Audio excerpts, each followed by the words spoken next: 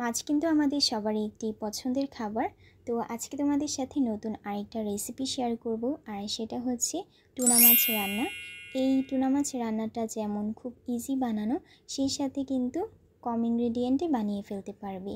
প্রথমে এখানে আমি একটা ক্যানের টুনা ফিশ নিয়েছি। এর ক্যানের ভিতরে কিন্তু তেল থাকে, তোমরা চাইলে এই তেলটা দিয়ে রান্না করে নিতে পারো, তবে আমি রান্নার তেল দিয়ে আজকে এটা তৈরি করে নেব। প্রথমে এখানে আমি রসুন কুচি দিয়ে দিচ্ছি। রসুনটা একেবারে আমি চপ করে নিয়েছি।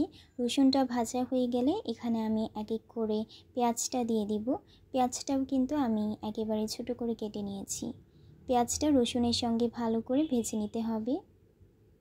রসুন সেই সাথে পেঁয়াজটা কিন্তু আমার ভাজা হয়ে গিয়েছে। এখন এখানে আমি টমেটো দিয়ে দিব, যেগুলো আমি আগে থেকে চপ করে নিয়েছিলাম। একটু বেশি করে টমেটোগুলো দিয়ে দিতে হবে, এর ফলে ফ্লেভারটা কিন্তু ভালো আসবে। একটা মিক্স মশলা এখানে আমি দিয়ে দিব, স্বাদ মতো লবণ দিয়ে দিচ্ছি এখন। এরপর ভালো করে আমি মিক্স করে নেব।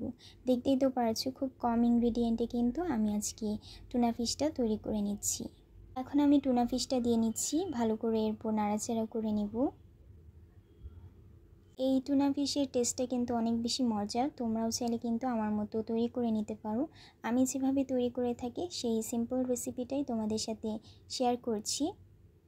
এখন এখানে আমি কাঁচামরিচ কুচি দিয়ে দিচ্ছি। 1 থেকে 2 মিনিট আমি নাড়াচাড়া করে নিব, এরপর নামিয়ে নিতে হবে।